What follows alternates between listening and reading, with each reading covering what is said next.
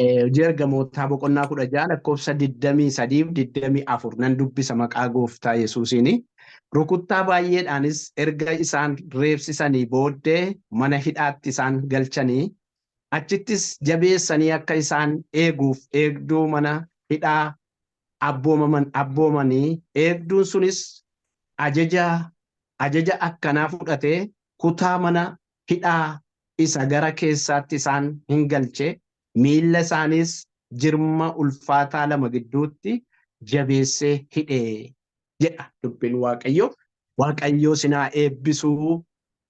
Sagaleen Waaqayyo amma dubbise hojii ergamootaa boqonnaa 16 keessatti waa'ee warra Kiristoosiif hojjetaa turanii argina jechuudha. Iddoo kanatti sagaleen Waaqayyo maal jedhaa? Jirma lama gidduutti yookaan eddi rukuttaa baay'eedhaan miidhaniiti mana hidhaatti galchanii jedha. Eddi baay'ee reebanii booda mana hidhaatti isaan galchanii jedha. Phaawulos fa'a jechuudha yookaan warra Waaqayyoof hojjetan kana. Eddi mana hidhaatti isaan galchanii jirma ulfaataa lama gidduutti miilla isaanii hidhanii jedha. Hidhanii jedha. Jireenya isaanii yookaan namummaa isaanii qabanii hidhanii jedha. Sababni jarri kun itti hidhamanii fi sababoota baay'eetu jira miti. Waan biraa waan godhan tokko iyyuu hin qaban. Garuu maqaa nama tokko waan baadhatanii adeemaniin Kiristoos gooftaa keenya isa ta'e waan dubbataniif akka isaan mana hidhaatti galfamanii dubbiin Waaqayyoo nutti hima jechuudha. Eddi baay'ee reebanii booda, eddi baay'ee isaan miidhanii booda mana hidhaa keessa isaan galchaniidha. Mee jireenya keenya keessatti yookaan hafuura keenya keessatti namni eddi reebamee annisaa baay'ee miidhamaadha. Gara mana eessaa dhaqa? Gara mana yaalaa dhaqa jechuudha. Eddi reebamee mana yaalaa dhaqaa yookaan gara iddootti furmaata reebimsa sanaaf argatutti deema jechuudha.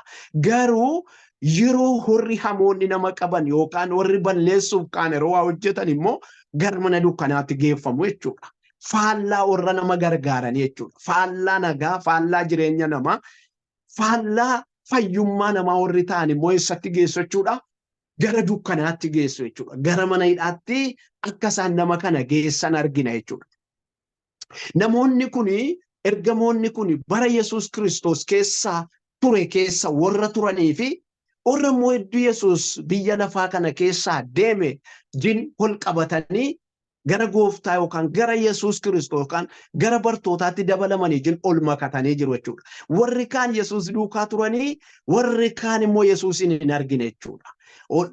Eenyu dhagaan dubbii bartoonni lallaban ergaa bartootarraa dhaga'an sanaan waamichi misiraachoon wangeelaan dinqiin kun heddi isaan qaqqabeeti Kiristoosin argatan jechuudha. Warra Kiristoosin argate keessaa immoo Phaawulos nama tokko jechuudha. Phaawulos bifa lamaan bifa dinqiidhaan Kiristoosin argate, garuu bifa dinqiidhaanis immoo warra hojjetoota Waaqayyoo balleessuudhaan nama ejjennoo guddaa qabu ture jechuudha. Nama ejjennoo guddaa qabu ture jechuudha.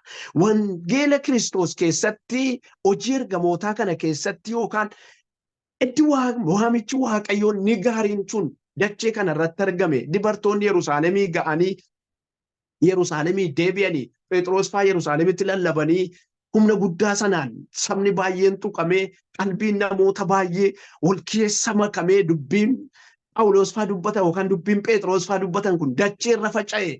Wallaalchifama guddaatu ta'e. Sabara Yesuus lafarra ture caalaa inni gaafa Phexros fa'aa Yerusaalemitti godhanii garaagarummaa guddaa uume jechuudha. Yerusaalemitti wanta taa'een beeknetu ta'e jechuudha. Jeequmsa adda addaatu ta'e jechuudha. Afaan hin beekamne dubbatanii ibiddatu dhufee namooti achi jiran qomoo adda addaatiidha. Nama baay'eetu jiraadha. Ganama keessaa immoo sa'aatii 9 jedha. Yeroo kana keessatti humni Waaqayyo bifa dinqiin akka dhufe nutti hima. Bifa dinqiin akka dhufe. Bifi dinqiin humni Waaqayyoo dhufe kun immoo hinaaffaa baay'ee uumeera.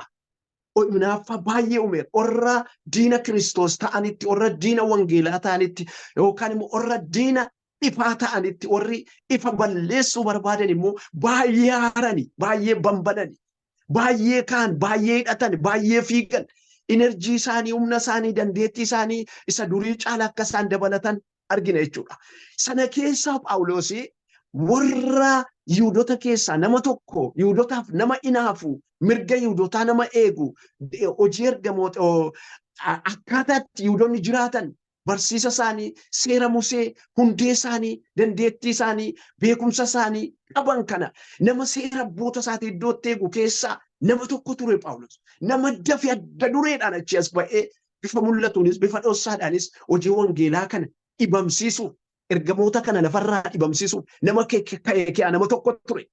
Nama ka'ee nama tokko ture jechuudha. Nama bambanaa, nama haaraa, nama goota zarii isaa bu'aa buusuuf. Zarii isaa bilisoomsuuf, zarii isaa gargaaruuf, zarii keenya irratti akkamitti muka abboota keenyaa caba wanti Phexros faa godhan kun dogoggora jedheetu jechuudha. Hidhatee ka'e jechuudha. Billaa luqqifatee ka'e jechuudha. Gaafa kan biraa itti Yesuus biyya lafaarraa deeme hafuurri qulqulluun dhufee jijjiiramsi lafarratti ta'ee jijjiiramni ta'eera. Phexros faa hin kadhatu. Anxooqiyaatti waldaachi jirutti kadhannaan isaanii jabaateetti fufee jira. Baay'ee kadhatu, baay'ee Waaqayyoon Kiristoos isa seenaa san gidduu ture. Isa duriin hubatin caalaa reefuu hubatu waan ta'eef eenyummaa Kiristoos reefuu argatu. Reefuutti minyaa jechuudha. Hafuurri inni gaafa hamma gaafa humna argatanii taddanaan deemnaa Yesuus jedhee suni irra bu'eera. Macha'aniiru. Qalbiin isaanii butamee jira jechuudha. Kana gidduutti gara hojiitti, gara hojiin isaanii guddatee, gara hojjetoota filachuutti, gara jaarsolii filachuutti, gara diyaaqonii filachuutti illee dhufanii Isxifaanosiin achi keessaa nama gaarii, nama hojii gaarii, nama hafuura gaarii, nama mala gaarii, nama yaada gaarii hojii kana hojjechuu danda'a jedhanii adda dureedhaan Isxifaanosiif illee akka hojii kennan nutti hima. Akka Isxifaanos diyaaqonii ta'e illee hin argine jechuudha. Garuu achi keessaa inni nama tokko ta'ee hojiin isaanii bal'ateera. Garuu Phaawulos yeroo kana warra nama ajjeesanitti hidhatee yookaan hangafa warra nama ajjeesanii ta'ee jira. Hangafa warra wangeela dhibamsiisanii ta'ee jira. Hangafa warra nama hidhanii ta'ee jira. Hangafa warra waan qulqullaa balleessanii ta'ee jira. Ifni Kiristoos kun dhibamuu qaba. Sa'aatii kanatti asitti gubachuu qaba.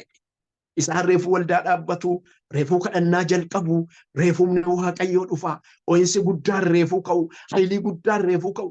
Garuu Phaawulos isaaniin balleessuuf akka inni ka'e argina. Humna guuttatee ka'ee Isxifaanosiin yeroo warri loltuu sun yookaan warri nama ajjeesan dhufanii Isxifaanosiin ajjeesanii Phaawulos isaan teellaa akka jiru, teellaa isaanii akka taa'u, akka isaan deeggiru, miseensa isaanii akka ta'e. Achi keessaa gaafa Isxifaanos du'e uffata isaanii akka eegufa dubbiin Waaqayyoo nutti hima jechuudha. Ragaa sagalee Waaqayyoo kanatti baay'ee guutummaa guutuutti seera Yihuudootaa iddootti eeguuf nama hidhateedha, nama fudhateedha jechuudha. Garuu Waaqayyoo nuti waaqessinu Waaqa guddaa, Waaqa dinqii, Waaqa amanamaa, Waaqa sirriidha jechuudha. Maqaan Waaqayyoo kan eebbifame haa ta'u. Amma yeroo baay'ee jechuudha Waaqa nuti waaqessinu kanaaf waaqolii biyya lafaa kana kee namoonni waaqessuuf jiru Waaqa keenya yeroo dirdirii naqannutu jira. Yeroo dirdirii naqannutu jira. Yeroo hundumtuu waa gabaatti dhiyeeffatutu jira. Gabaa hundumatu waan arge dhiyeeffata. Garuu ani Waaqa koo kana fudhadhee dirdiriin naquun akka ofii kootiitti kun ejjennoo kooti. Ejjennoo kooti. Kanaaf namni inni kaan garuu fudhatee dhaquu danda'a. Yeroo ani garuu fudhadhee naquun jedhan. Ani kan kooti waan ta'eef ilaa Yesuus Kiristoos Waaqa dhugaadhaa. Mootii bara baraadhaa. Nama ta'ee lafarratti dhalatee, nama ta'ee argamee, Waaqas ta'ee argamee, nu fayyisee, ifatti nu baasee, inni kun dubbii sirriidha. Si barbaachisa kun. Kana jireenya keetti yoo dabalattee, hin ulfaattaa, hin kabajamtaa, hin bareeddaa, hiikasii qaba jireenyi keeneen namatti hima. Kana yoo fudhattee ati nama ta'uu dandeessa.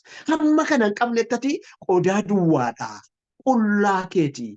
Jireenyi kee minyaa'u. Gatiin qabu jedhanitti. Kanarraa kana fiyaasaan kan biraan jiru jechuudha. Isaan kan biraan jiru jechuudha. Yesuus goota isa dhugaa jechuudha. Goota namni jedhamu namoota keessaa jiru. Garuu isaanirra kan caalu jechuudha. Phexros faa goota kanaaf cal'ituun jedhin fudhatanii gaaratti akka isaan ba'an argina. Isxifaanosiin Phaawulos immoo fudhatee dhaqee maal isaan godhee mana hidhaatti isaan galchisiisuu dura Isxifaanosiin dhagaadhaan rukutanii jala ajjeesan. Hirreeban. Isxifaanos yeroo dhagaadhaan du'u kanammoo jecha inni jedhe keessaa hojii ergamoota boqonnaa 7 hodhannee dubbifne hin arganna jechuudha. Boqonnaa 6 keessa 7 keessa achi keessa yoo deemtan baay'inaan waa'ee isaa argitu seenaa Isxifaanosiin. Garuu maal jedhedhaa? namoota sajjeesaa jiraniin waan godhan hin beekanii yaa abbaa dhiisiif jedhee jedha. Dhiisiif jedhee jedha. Namni Yesuusitti taanee du'e keessaa Isxifaanos jechuudha. Yesuus fannifamee qulqullichi yookaan dubbii dhugaa sanaaf ilmi Waaqayyoo inni fannifamuuf dhufe, inni reebamuuf dhufe, inni harka cubbamootaatti gidirfamuuf dhufe sun eddi deeme booda namni waan dhugaan sun keessa bulee du'e Isxifaanos ture. Isxifaanos kun immoo maal jedhee isa gaafa Yesuus waan godhan hin beekanii jedhe sana. Namoota dhagaan isa dhaan waan godhan hin beekanii jedhe. Wanti Isxifaanos jedhe sun namoota baay'eef ejjennoo ta'eera. Isa Yesuus dubbate caalaa, isa humni Waaqayyo hafuura Waaqayyoo dhufeef caalaa, Isxifaanositti humni Waaqayyoo gale suni namoota achi jiranitti caalaatti itti gale. Bartootatti jechuudha. Dubbii dhugaan kun jechuudha. Waan godhan hin beekaniiti dhiisiif jedhe. Dhiisiif jedhe. Namni danda'ee kana jedhu. Danda'ee kana jechuudhaaf namni humna sooliitu barbaadama. Humna sooliiti. Humna sooliiti. Amma nama sin kabale kabalaa jedhamti dubbii Waaqayyoo. Jedha. Kabalaa jedhamti nama sin kabale. Jedhamti. Nama sin kabalee waddii keessa kan biraayyuu itti qabaa jedhamti. Itti qabaa jedha. Phexros achi keessaayyuu maal jedhee hamma si'a torbaatti moo hamma si'a 77tti ammuma barbaaddanii jedheera gooftaa Yesuus. Itti kabalinaa jedheera. Dhiisaa jedheera nama sin kabale. Eddi gurra kutee booda, eddi gurra namicha sanaa kutee booda Yesuus akkas jecha sana jedhe. Garuu isa kana gochuudhaaf inni Yesuus dubbataa ture sun namatti galuu qaba. Inni Yesuus waaqarraa gaafa dhufe yookaan gaafa deemuuf jedhe humna kootuun argatin asiin bayinaa humna koo malee waan gootan jedhe sun yoo namatti gale malee namni si'a 7 rukutamuu miti. Si'a tokko ijaan namni abalu janatti diimeeffateedha namni. Ija kan biraa tokko na ilaale. Ija balutti na ilaale ija sirree miti jedha. Sana jechuun dubbii barbaadeera jechuudha namni. Namni baay'ee ulfina isaa eeggata. Namni baay'ee of kabaja. Namni baay'ee ofii isaa jaallata. Garuu isaan kuni waan godhan hin beekanii waan godhan hin beekaniiti jara kanaaf dhiisee. Jara kanaaf dhiisee waan godhan hin beekanii. Namni kun mana hidhaa dhaqaa jira miti. Mana mootummaa dhaqaa jira miti. Gargaaramaa jira miti. Du'aa jira. Obboloota isaa kee adeemaa jira. Fira kee adeemaa jira. Haadha isaa kee adeemaa jira. Hiriyoota gidduutii deemaa jira. Iddoo kadhataa sana kee adeemaa jira. Iddootti shubbisan sana, iddootti jaalala Yesuus ibsatan sana kee adeemaa jira. Du'aa jira. Akka du'aa jiru argaa jira. Garuu araara buusiif isaaniif jechaa jira. Deegalee? Garuu isaaniif dhiisii jechaa jira. Amma gaa isaaniif dhiisiin kuni yoo Yesuus nama keessa buufate, yoo humna Waaqayyoo wajjin ol argan, yoo jaalala Kiristoos isa dhugaa sanaa wajjin namni yoo ol fudhate waan baay'ee dhiisa. Waan baay'ee dhiisa. Phaawulos egaa namni amma mana hidhaatti geeffamu sun gaafa sana nama hidhaa ture, uffata eegaa ture. Garuu hojii ergamootaa boqonnaa 9 irratti akka ifni Waaqayyootti balaqqeessee argina. Akka Yesuus ofuma isaanitti dhufe billaarra yoo hojjette si waraanoo ittiin jedhee lafaan isa qabate argina. Itti isa qabate booda Phaawulos jecha nachii ka'ee dubbataa ka'ee ana nama akka iddoon gahin dhalateedha jedhe Phaawulos. Ana nama akka gatiin qaba. Nama iddoon gahin dhalate kanatti akkamitti mul'attee jechaa ka'e. Nama iddoon gahin dhalate. Nama gatiin qabneedha dhee of abaareetu wangeela kana fudhatee ka'e. Itti wangeela kana fudhatee ka'ee warra nama reebantu sargate. Tunni wangeela Yesuus gaarii kana dubbatu. Tunni wangeela Yesuus kana isa gaarii dubbataa deemuuti. Omboreen tokko namni ooda namaa galchitu tokko, namni birrii namaa galchitu tokko, namni namaaf ooda dubbattee biyya sana keessaa qabeenya sassaabdu tokko. Ituu isaan karaa deeman ilaa hojjetoota Waaqayyoo. Ilaa hojjetoota Waaqayyoo. Ilaa isaan kun hojjetoota Waaqayyooti jettee iyyite.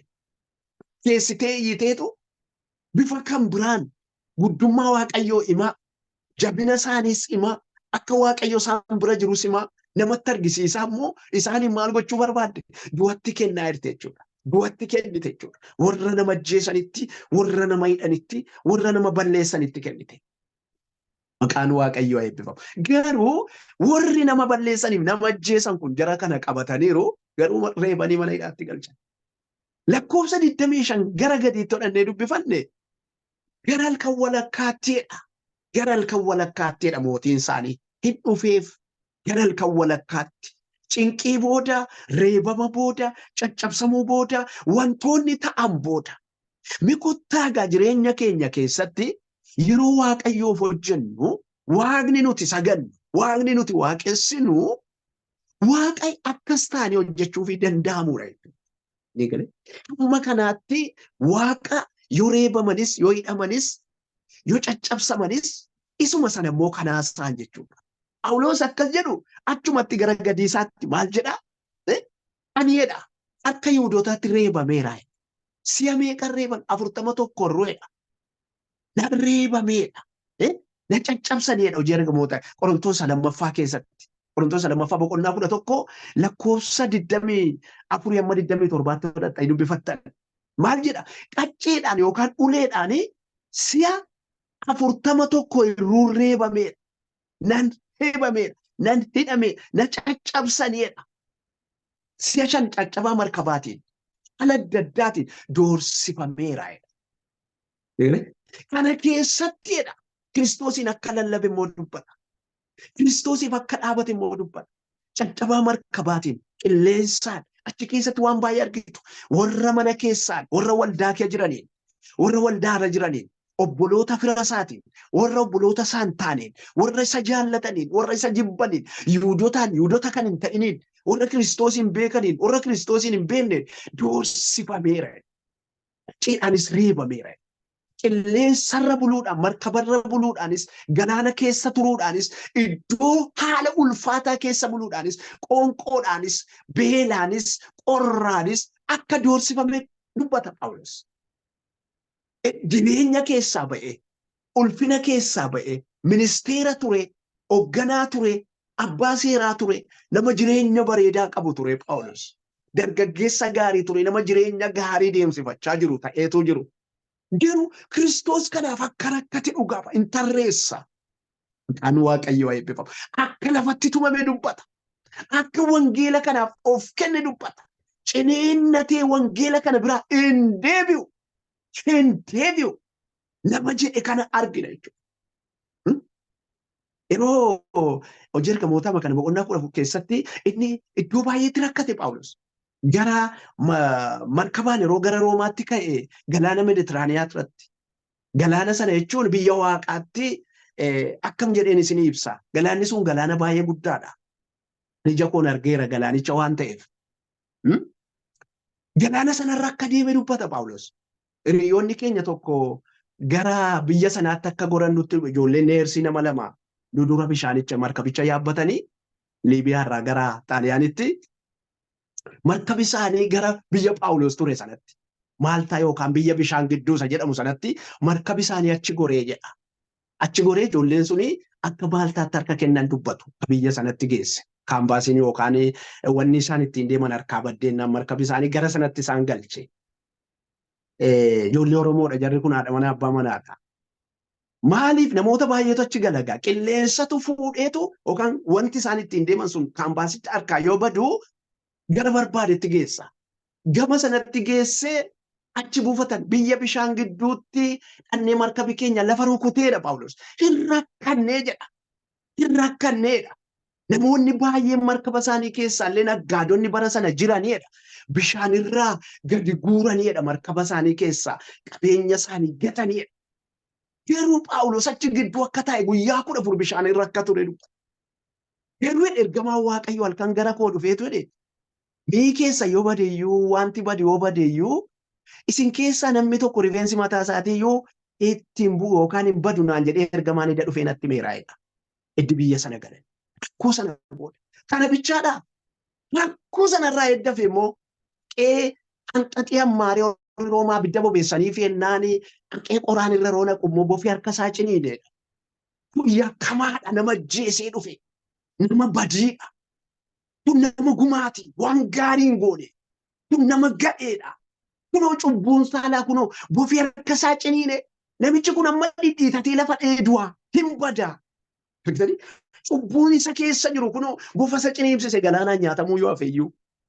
Salphina sanarraa yoo hafeyyuu, qilleensa sanarraa yoo hafeyyuu, lola sanarraa yoo hafeyyuu, doorsisa sanarraa yoo hafeyyuu, kunoo asitti immoo bofatu ciniinee isa ajjeesaa jedhanidha. Yeroo inni abiddatti gad urgufee hamma lafa dha'ee du'atu isaan jedhanii inni immoo achii ka'ee wangeela lallabuu sokkeedha.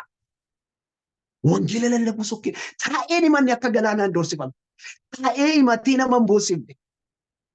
Nama boosisuutu sarara ture miti taa'ee agabuun bulee qorra kiyyan bulee nan salphadhee angootan turee kanan baradhe barnooti koo kana turee iddoo gaariin qaban turee ilaalcha gaariin qaban turee abbaan koo maatiin koo qabeenya baay'ee qabu turee jedhee kan himatu ture miti Phaawulos taa'ee kan boo'ee guungumu ture miti achi ba'ee wangeela lallabuu sokkeedha. Namicha isa gideessu galaanaan doorsifamaa fira keessaa firalaan doorsifamaa bofillee ciniinee nama gidduutti gurguddoota gidduutti illee salphate isa bira dhaabatanii amma lafa dha'ee du'atti jecha namichuma sana wangeeluma isa dhugaa sana lallabu ammas hin sokkeedha. Wangeelli nuti fudhannee fi ergaa nuti dubbannu isa kana jechuudha. Akka kanatti garaa nama murachiisa jechuudha wangeelichi. Maqaan Waaqayyoo kan eebbifame haa ta'u. Waaqayyoon sodaachaa hojii ergama seera boqonnaa tokko lakkoofsa 15 dhodhannee dubbifanne waa'ee warra deessiftuu tokko argina. Waa'ee deessiftuu warra Ibrootaa tokko argina. Ijoolleen Ibrootaa jedhe mootiin Misirii yookaan mootiin Gibsii yookaan Fariyoon. Ijoollee dubartooti Ibrootaa gaafa isaan de'anii dhiira kan ta'e achumatti ajjeesaa jedhe. Achumatti ajjeesaa jedhe. Jennaan isaan immoo maa jedhani? Dubartooti Ibrootaa cimoodhatuun biran ga'inii daanii nu eegu. Isaan cimoodha. Maal jedha? Iddoo sanatti Waaqayyoon sodaatanidha isaan. Waaqayyoon sodaatanidha deessiftoonni sun. Waaqayyoon sodaataniitu mucaa dhiiraa dhalachisan ajjeesuu dhiisan. Ajjeesuu dhiisan. Waaqayyoon sodaatan jechuudha. Yeroo waa'ee Waaqayyoo kaafnu Waaqayyoon sodaachuun akka keessa jiru. Yeroo lallaba kaanu yeroo waa'ee Waaqayyoo hojjechuu kaanu sodaachuun akka nurra jira. Amma yeroo baay'ee nuti Waaqayyoof hojjechuu baay'ee jaallanna dhugaa. Garuu Waaqayyoof yeroo hojjennu kana abidda wajjin taphachuu jechuudha. Abidda wajjin taphachuu jechuudha. Ijoollee jettanii iyyitu abiddatti sinnaan jettanii iyyitu amma bira geessanii harkaan qabdanitti. Jennee iyyina. Amma bira geenyeerra abidda sanarraa fuunutti. Waaqayyo dubbii akkasii qaba. Dubbii guddaa, dubbii dinqii, dubbii jireenyaa, dubbii beekaaf wallaalaa fuudhee walitti qabee tokko godhu. Dubbii immoo nama bashannansiisu. Dubbii immoo dhimma garaa ofiitti himatanii haara galfatan. Waan nyaatan dhabanii yoo bulan Yesuus ijjinaa isaanii ribi kan nama qabu. Ituu waan uffatan dhabanii jiranii Yesuus ijjinaa isaanii immoo uffannaa kan argatan. Waaqi nuti waaqessinu kuni hin fakkeeffamu dirdiree sin naquun jedha yeroo baay'ee jecha kana. Dubbii nuti fudhanne dubbii jala muramaa, dubbii dhugaa, dubbii jireenya nuu ta'ee jireenyas nuu ta'ee jireenya keessas nu kaa'ee jireenyas nutti agarsiise. Maqaan Waaqayyoo kan eebbifame haa ta'u. Kanaaf dubbii kanaaf yoo dhaabanne nuti hin salphannu hin ulfaannaman.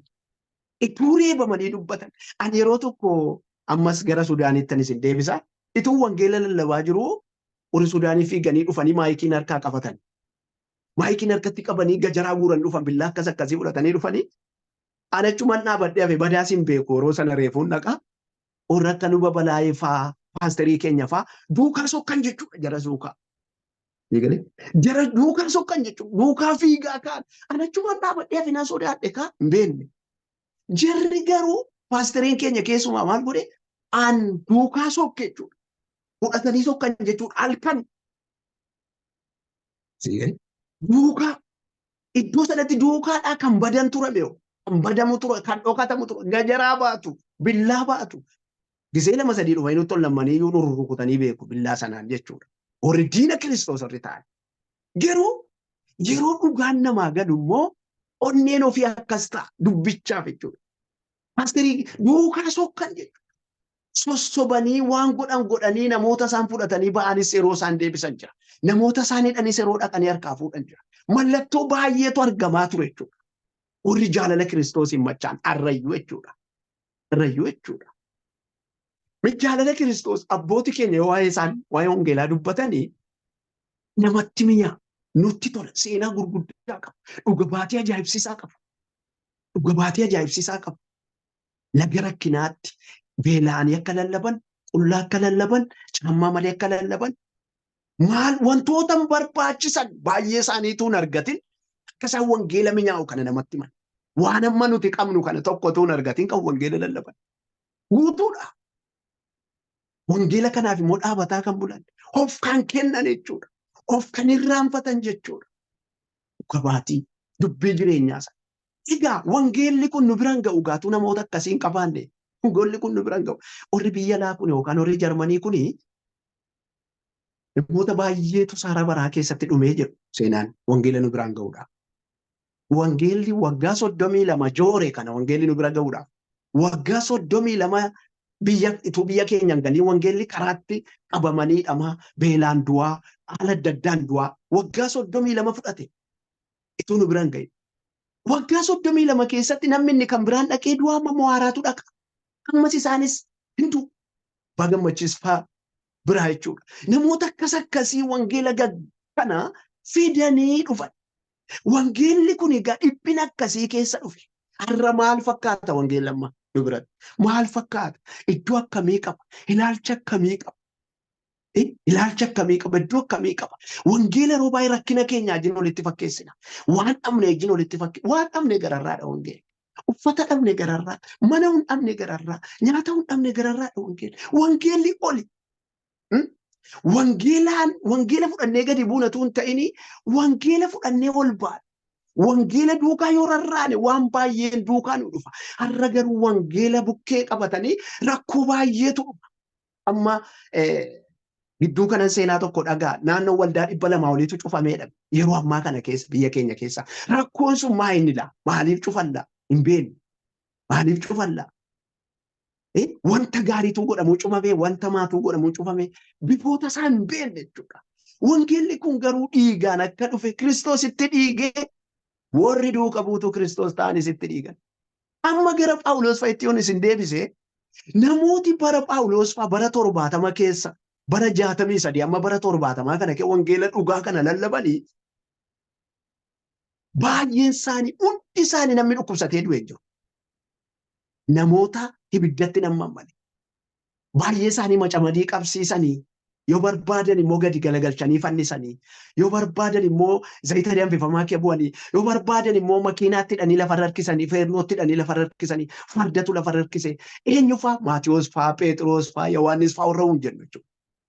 Warri kaan immoo morma kutame baay'een isaanii jechuudha. Ituu ilaalanii wangeela kanaa fi aarsaa ta'an jechuudha. Hin dhaabatan jechuudha. Wangeelli kun holatti Kiristoositti fannifame odhan. Gooftaa keenyatu fannifame nus akka isaatiidha. Isa fakkaachuu qabnaa jedhan. Ituu jalaa badanii, ituu yaada geeddaratanii hafuu danda'u. Ituu yaada geeddaratanii hafuu danda'u. Akka warri yaada geeddaratan iddoo baay'ee jiraachaa jiru. Warri kaayyoo isaanii irratti yaada geeddaratan. Murannoo isaanii ganamaa irratti warri yaada geeddaratanii iddoo gaggaarii jiru. Haala baay'ee keessa. Garuu warri wangeelli kun na baasa jedhan immoo murtoo du'aatti gara du'aatti deeman. Maaliif ree dhaloonni isaan ilaalanii wangeelichatti akka fayyaniif? Dhaloota fayyisuu bichaadhaare ofiis jireenya argachuu barbaadaniiti. Jireenya argachuu barbaadaniiti. Hojii mootota 2 keessatti akka jette haadhi manaa raajii sana abbaan manaa koo Waaqayyoon sodaachaa akka inni ture ati iyyuu beektaa. Akka inni Waaqayyoon sodaachaa ture ati iyyuu beektaa jette. Hin beekta ati iyyuu jetteen Elsaa'iidhaan. Hin beekta abbaan manaa koo Waaqayyoon sodaachaa ture jette. Waaqayyoon sodaachaa ture. Yoo Waaqayyoon sodaatan egaa isa duukaa jiraatu jechuudha. Isaaf of kennu jechuudha. Bifa lamaan jira jechuudha. Yoo sodaattee dhugaas dubbatta jechuudha. Nama sodaattu biratti hin sobdu. Nama sodaattu hin sobdu. Nama sodaattu bichaa ammoo miti. Nama jaallattu iyyuu hin sobdu. Nama jaallattu, nama eenyummaan isaa sii gale tokko haasa jalaa ol hin rukuttu. Warri daldalaa yookaan warri naggaadeen namoota kan biraarraa hatanii nyaatu malee isa hidhata isaanii ta'e irraa natan. Isa hidhata isaanii ta'e hin miidhan. Garuu isa hidhata isaanii hin taane irraa nyaatu. Nama jaallataniif aarsaa ta'u jechuudha. Nama jaallatan Kiristoosiif jarri kun maal ta'anii aarsaa ta'an. Waa'ee hojii gooftaatiif hidhameen jiraa jedha Phaawulos. Hidhameen jiraa jedha. Waa'ee hojii gooftaatiif jedha. Efesoon boqonnaa lakkoofsa tokko irratti dubbifattanii waa'ee hojii gooftaaf ani hidhamee jiraa jedha. Hidhameen jira. Hojii gooftaaf. Hidhaa keeyyan jira. Qabameen jira. Hojii gooftaaf. Rakkachaan jira. Hojii gooftaaf. Harka koo ol kaaseen jira. Hojii gooftaaf. Gidiraan narra jira. Hojii gooftaaf. Ba'aan baadha. Hojii gooftaaf. Maqaan Waaqayyoo kan eebbifame haa ta'u. Irra garuu hojii gooftaaf ani hidhamee jiraa jedhee dubbataa jira. Hojii gooftaaf akka miidhame dubbata. Hojii gooftaaf akka danqame dubbata. Hojii gooftaaf akka beela'e dubbata. Hojii gooftaaf rakkoo kee akka jiru dubbata. Hojii gooftaaf ani hidhamee jiraa jedheetu ibsa ta'e jechuudha rakkoonsa. Waaqayyo warri addanatti Kiristoosiin namatti agarsiisanii ilaa chaappaan yookaan waan isaaniif godhame qophaa'ee isaan eegaa. Karaatti fudhatanii itti seenu. Karaatti fudhatanii iddoo barbaachisu sanatti qophaa'ee isaan eegaa jira. Maarri Alaazaari maal jedhe? Bukkee Abrahaamitti arge miti namicha Alaazaariin mootichi. Bukkee Abrahaamitti arge. Bukkee Abrahaamitti arge. Alaazaariin isa rakkate sana. Isa dhiitame sana. Kiristoos duukaa ture. Fira Yesuus ture. Jaalallee Yesuus ture. Hidhata Yesuus ture. Jireenya keessatti rakkoo qabaatee ture. Garuu sababa beeleef, sababa danqameef, sababa qullaa ta'eef, sababa mana dhabeef, sababa naafa ta'eef namni tokko jireenya bara baraatti gala miti. Sababa lafarratti beeleef. Sababa kan Yesuus ta'ee rakkateef, sababa gooftummaa Yesuus ibseef, naafa fayyaadha, dadhabaadha, jabaadha jireenyi bara baraa kan isaati. Ulfinni sun kan isaati. Iddoo qulqullaan Yesuus dhaqeen qopheessa jedhe sun warra akkasii simata. Warra akkasii simata. Warra ibidda bira darban. Warra dhugaa jedhanii namatti himan. Wangeela kanatti. Dhugaa jedha. Baay'een warri dhugaan jedhamu caammaadhaan dhiitamu yeroo tokko tokko. Warri dhugaadhaan dhugaa jedhamanii hin dhiitamu. Warri dhugaan jenne immoo hin fudhatamu. Maqaan Waaqayyoo kan eebbifame haa ta'u. Gaaf tokko seenaa tokkoon dhagaaroon biyya jiru. Tajaajiltoota tokkotu mana namaa dhaqeetu akka mana sana kadhannaa godhanii fi qe'ee sanatti kadhatanii fi achumaan immoo waan argamu argatanii akka ba'aniif. Isaanillee akka xabiisa wayii godhan natti fakkaata roon taa'ee yaadu waan sana. Garuu warri mana sanaa kadhatanii fi eddiraatanii booda akka isaan waanuma jirutti qocqocaasa jennutti biyya keenyaa sanatti akka isaan nyaata kennanii fi argina. Isatti kennitee fi nyaatanii eddiraatanii booda isaan immoo kadhannaaf ka'aniitu akkati qocqocaadhaan garaa ijoollee kootii gubde garaa keen guba jedha Waaqayyootti jedhan.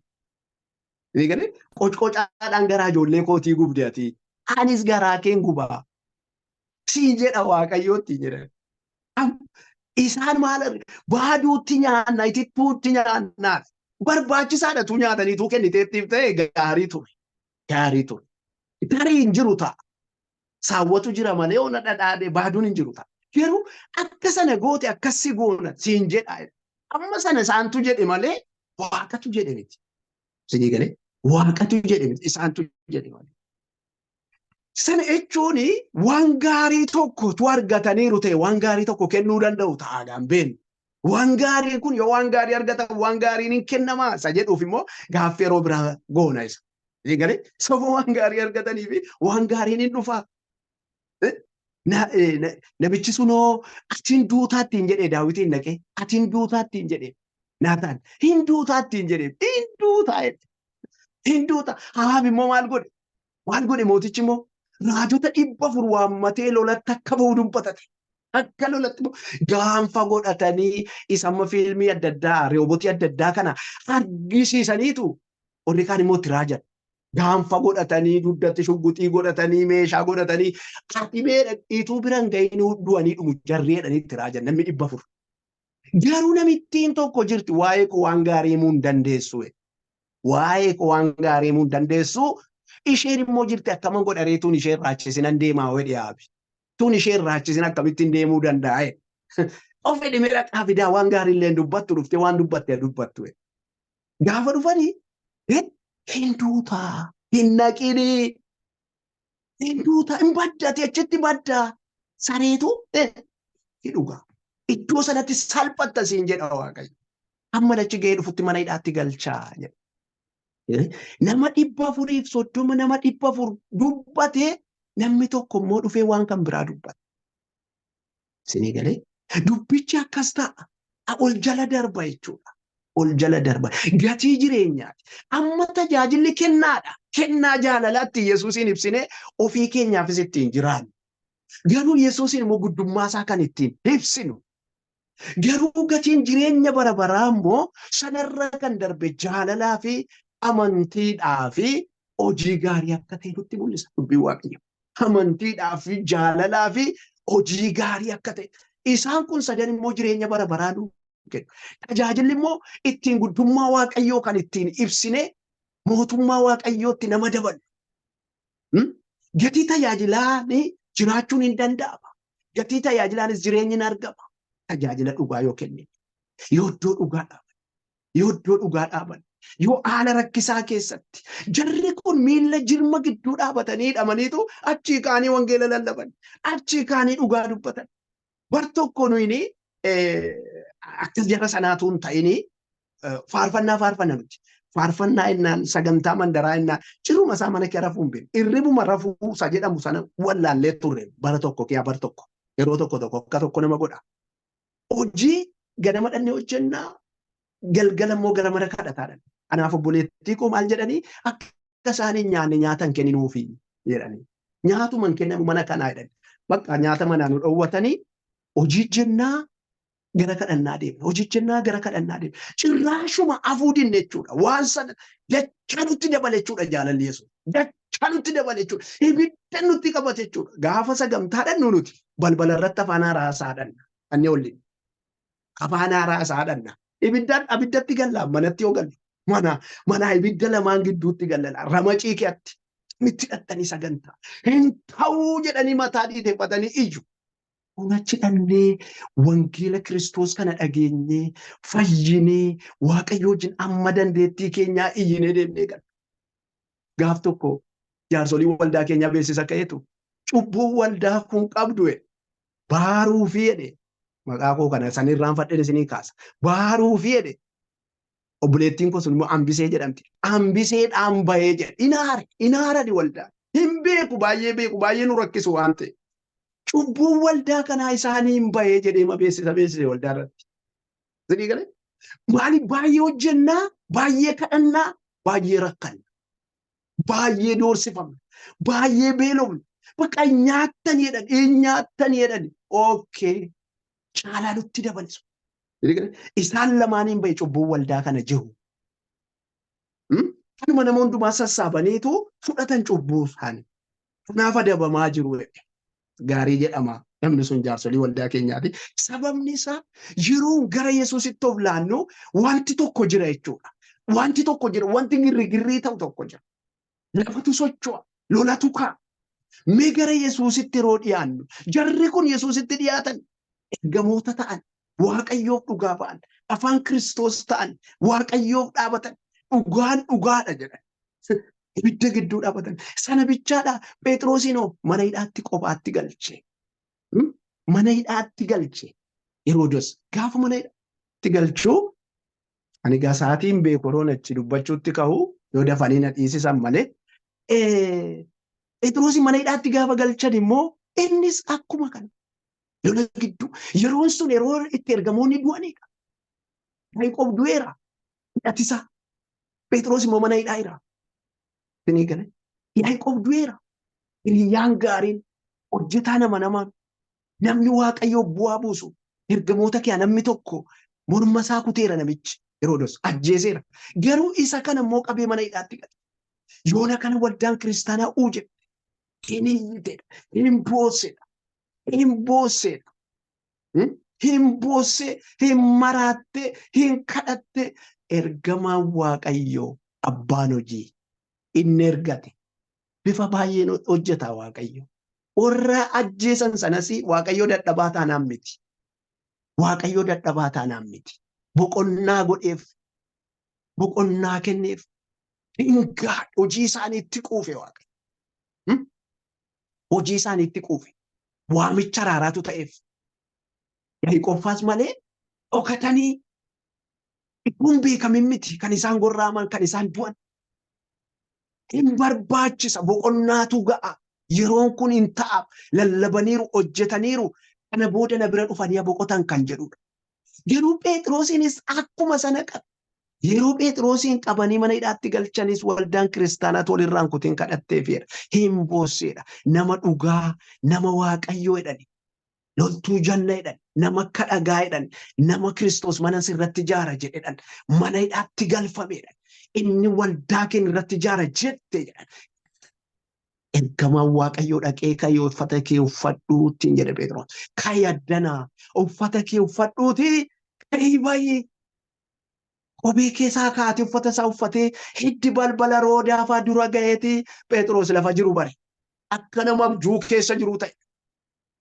Nama abjuu keessa jiru. Yeroo dhaqanii Phexros balbala rurrukuta. Roodaan warra kadhatan keetti gabbaatee Phexros ala jira. Maal akkamitti jedhan. Maal akkamitti jedhan. Kadhataa jiru. Phexros nuuf fudhanii bu'aa jiru. Garuu akkamitti Phexros dhufeedhanii moo falmii kaasan. Akkamitti dhufuu danda'e. Isa kadhatanitti naman immoodha. Kadhataniiru garuu dinqii godha Waaqayyo isa jedhu immoo dafanii fudhachuu dadhaba. Ala jira Phexrosii, ala jira balbala isa rukutee argitee dhuftee biiddee ol galtee dhattee himte. Roodaan akkamitti ta'a jedhan. Gaafachi baane abjuudhaa gaafadhan ilaallaan Phexros. Haaleluyyaa. Haaleluyyaa. Waaqni kun waaqessinu dinqiidha.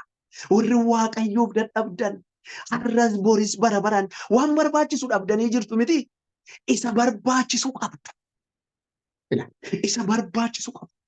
Jireenyatu sin hirka jira. Aasaa keeyantu minyaadha. Ilaalcha keessantu ija qaba. Nagaa keessantu nagaa jireenyaa namaa ta'a. Nagaa keeyantu nagaa sin namaa dhiyeessitantu nagaa jireenyaati. Nagaa fayyinaati. Isin biratti hambisa isa jedhe sana Yesuus isin keessaan argamsiifata. Nagaan isin biratti hambisa isa jedhe. Nagaa keeyantu baajabeessa. Nagaa keeyantu ishee boosurraa mimmaanaqa. Waaqayyo isinitti dhiyoo jira. Warri Waaqayyoof dadhabdanii gatiin koo bilaasha. Nan gatamees kan jettan. Waaqayyoof ituun hojjedhuun doorsifames kan jettanii itti fufaa hojjedhaa. Waaqayyo harkasiin qaba. Gooti beekamaan hangafi nagaa Yesuus nu wajjin jira. Nu wajjin jira. Inni haala gararraa jiru ofitti nu harkisaa jira. Haala gararraa inni jiru. Haalli kan isan dhosse. Dur hojjedheen ture amma hojjechuun dadhabe isa kaleessaa isaarra. Hatarra Yesuus ijin jira. Yesuus ijin hojjeta. Amma nuti waltajjii qabaachuu bichaa somna Yesuus ijin jiraachuu. Lallaba kiloo 3 lallabu nama baay'eetti dhannee dubbachuu sirriidha. Dubbii dhugaa barbaachisaadha. Barbaachisaadha. Garuu jireenya namatti muudha lafatee. Jireenya ofii jiraachuudha. Ofii jiraachuudha. Yesuus Kiristoos gaafa dhufu nama siin gaafatu. Ofii kee si gaafata. Isa jalqaba. Siin si gaafata. Eessa turteedhe? Siin si gaafata. Maal hojjette ati bara amma kanaa jedhe. Ijoolleen tokko kutaa 12 waggaa 12tti bitaa. Kutaa 12 waggaa 12tti bitaa. Eessa jirtaa jedhee gaafata. Kutaa 12 gaa waggaa 12 tamaare kutaa 12. Fiixaa mitiiree. Eessa jirtaa jedhaga. Isuma kutaa tokko amma 12tti baratame sanatu gaafata. Namni biraan gaafata. Eessa jirta? Jireenya nu gaafata. Jireenya harkatti baadhachuu qabna nuti. Jireenya mana keenya keessa kaachuu qabna nuti. Jireenya of harkatti qabachuu qabna nuti. Baay'een keenya xiyyeeffannoo keenya Kiristoosin lallabuu, Kiristoosin waaqessuu sun akkuma jirutti nu keessa jira. Hundi keenya iyyuu isaan badhaadhoo ta'uu barbaanna. Garuu Kiristoosiif dhaabanna. Maqaan Waaqayyoo eebbifamu. Kiristoos nutti dhiyoodha. Jarri kuni mootummaa Waaqayyootu kan isaanii ta'e. Galgala isaaniitu bareede. Biyya lafaarraa akkaataa hin taane moototatu isaan ajjeese. Gurguddoota jirra warra jedhan mootummaa Roomaa warra jirra jedhan bara qabna warra baay'ee dandeettii qabnadhantu isaan ajjeese. Namuma tokko qabanii ajjeesan. Jarri suni dhiibbaa guddaa uumanii dachee irratti. Kunoo wangeelli akka biddaa boba'ee dhufe. Kunoo hojii isaan hojjetan yeroo itti dubbifnu addanaa fuudhee achi dubbisan dubbiin sun. Yeroo dubbifnu mimmaan sammuu keenya addi keenya tif jedhama. Kabararraatu hin ta'in. Wangeelaawwi tokkotu jira nama guddaadha nama baadiyyaa keessaa qonna qotanii jiraatanidha. Araqee dhuganiitu lafa nama dhukkubsatetti immoo waamu. Isaan araqee dhugu qonna keessaa ba'anii iddoo araqee taa'u. Achii ba'anii garuu seexanatu nama qabee abalutu dhukkubsataa wangeela fudhatanii dhaqu. Dhaqanii wangeelichaan yeroo isaan itti qabanii seexanni jira. Isa isaan dhugan miti. Har'a dhunnee lallabuu warra balleessinee gochuu seexannoon yaa'ichuutu hin ta'in Waaqayyo of agarsiisa jechuudha. Of mul'isaadha inni lallabu. Of mul'isaadha. Shaakala keenyaan bareedina keenya wanta itti dabaluu qabnu dikooriin barbaachisu. Dikooriin barbaachisu. Nama dadhabaa nama machaa'ee jiru wangeela roosaan dhaqanii irra kaanii seexanni iyya. Dhukkubatti dubartoota da'uuf jedhanii achumaan seexanni qabu faatu jira. Ituu da'uuf jedhanii seexanni immoo ajjeesuuf jedhutu jira. Ayizaab isa ta'anii warra pheenxeessa ta'anii warra kamiiniyyuu ta'anii. Garuu wangeela sana roosaan dhaqanii irra kaanii achuma dubartiin nagaattii qabteen. Wangeela sanatu hojjeta. Maaliifree jarri gaafa ergaa kana lafarra ka'an Kiristoos inni gaafa fannootti ol ba'e hamma dhuma baraatte dheera. Hamma dhuma baraatte dheera. Isinii ijjin hojjeta dheera. Isinii ijjin hojjeta dheera. Isinii ijjin hojjeta. Dubbiin kun isinii ijjin hojjetan. Isa isaan ijjin hojjete sana isaan isarraa dubbiin Waaqayyoo kun hojii ergamootaa ta'e, ergaa ta'e, wangeela ta'e bifa dinqisiisaa nu gidduu dhangala'ee hojiirra jira. Haalleluuyaa. Jarasin barri isaanii tureera. Inni lafarra gadhiisanii. Dubbii jiraataan garuu waaqarra dhagaanii isaan barreessaniif lafa ka'amee nu gidduutti humna nuu ta'e mana nuu ta'ee jira. Haalleluuyaa. Dubbii kana makaa tokko malee adubban amma dandeettii keenya. Makaa tokko malee. Makaa tokko malee. Ituu lallabnuu waa argachuun hin danda'ama. Ituu lallabnuu nuu kennamuu hin danda'ama. Kennaan barbaade. Mucaa boqqonnoon jedhama mucaa faarfataa tokkotu haadha isaa wajjin ta'a. Baay'ee faarfata. Mucaan kun guyyaa tokko jedhe waan nyaannu dhabnee akkuma ta'utti gidirree torban tokko ola gabuu teenyee. Agabuuma keenya teenyee waan nyaannu dhabnee. Faarfataadha moo waldaarra deemee faarfata. Baay'ee nama Waaqayyoon tajaajiludha. Taaba kan biraa jedhe bakka hoomaa dhabee deebinee galle haati koos aramaa namaaf haramte jedhe aramaa kan haramtee waanuma isheen nyaattu kennanii fi kan isheen naaf iddee dhuftu dhowwatanii. Ani immoo lafan ture yeroon galuu hoomaayyuu hin jiru. Garuu jedhe ganama rookaan jedhe caammaa keessaa caammaadhuma qabu keessaa birrii 100tu keessa jira. Lafa birriin sun dhufee ammarraatti qorannoo geggeessinee hin argine. Antuuta fidya ta'uu nama fidya ta'uu hin beeknu birrii 100 ganama caammaa keenya keessaa argine. Boqqonnoon tarfaasaa jedhamu mucaan kun. Birrii 100 caammaa keessaa arganne ganama kaanee godooma isaan kee bulan sana kenna. Beennu waan saa'e sababni isaa nu jiraachisa. Dubbiin kun namoota baay'ee jiraachise. Namoota baay'ee ani hangafoonni koo wangeela lallabanii isachumaa Yesuus hojjete isachumaa wangeela gidduutti mandara keessatti ta'e sana. Isa kanaan barreeffamee nu bira ga'e. Isa dinqii Waaqayyo hojjete. Karaa namoota isaatii hojjete. Karaa namoota isaatii hojjete. Waaqayyo hojii guddaa hojjeta. Waaqayyo kanaaf of alaannu makaa malee yoo dhaabannee fi innoo nu gargaara. Innoo nu qaanessu. Warri kaan biraan dabalachuudhaa fi gochuunis hin danda'amu. Garuu hin danda'amu.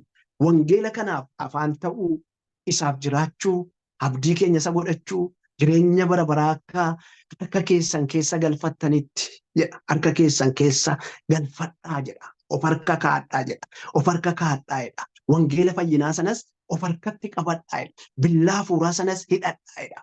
Dubbii dhugaa sana baadhanneennaan wanti nun barbaachisu hundumaayyuu hin argama. Hin argama. Nutti adeema. Olitti baana jechuudha. Yaada Waaqayyoo isa gaarii sanaa wajjin olitti dhufu. Isa nuu kakatame wajjin tujoortuu naftu waan ta'eef. Tujoortuu naftu waan ta'eef. Yoo wanti barbaachisu dhibees Yesuus gooftaa. Yesuus gooftaa. Warra argataniifis warra hin arganneefis. Wangeelicha garuu dhowwaa tokko malee yeroo danda'amuuf hin danda'amnetti lallabaa warri jirtan Waaqayyoo isin haa eebbisu. Warri wangeela kanaaf yeroon kun yeroo wangeelaa tettanii hojicha hojjechaa jirtaniif. Warri biyya hambaa biyya adda addaa jirullee haaluma adda addaa keessatti dubbii Waaqayyoo lallabaa jiru. Haaluma adda addaa keessa ta'anii miillaan deemuun hin jiru. Deemanii dhugaa ba'uun hin jiru. Dhaqanii achi godhuun hin jiru. Garuu Kiristoosiif ofii ofiin yoo jiraatan yoo jiraatan bara kana keessaa namoonni naan jedhe nama tokko yaa abbaa keenyaa isa jedhu dhiisaniiru soora keenya irraa boriisa jedhu kana badaa dhiisaniiru amna waan ta'eef kan jedhanis jiru. Warri kaan immoo wangeela kana isa jabaataa kana maa nutti lallabdaa keessaa fi lallabi kan jedhanis jiru. Amma kana gidduu jirra ol addataa waan baay'ee garuu wangeela isa dhugaa sana isa gaarii sana isa jarri sun ittiin ibidda lixan sana isa jarri sun ittiin ibidda lixan isa jarri sun jirma gidduutti ittiin hidhaman isa jarri sun galaanarra ittiin doorsifaman sana isa isaan si'a 49 yookaan 39 41 nagaa rafan jedhee dubbatu garuu achii ka'ee dhugaa wangeelaa kana kan hin ukkaamsin akkas akka ta'an Waaqayyo nu gargaaru eebbifamaa baay'een isinirra turse Waaqayyo daddabalee isin haa eebbisu waan na dhaggeeffattaniif Gooftaan isin haa eebbisu ni gabaabatti galateeffadheen sagantaa deebisa.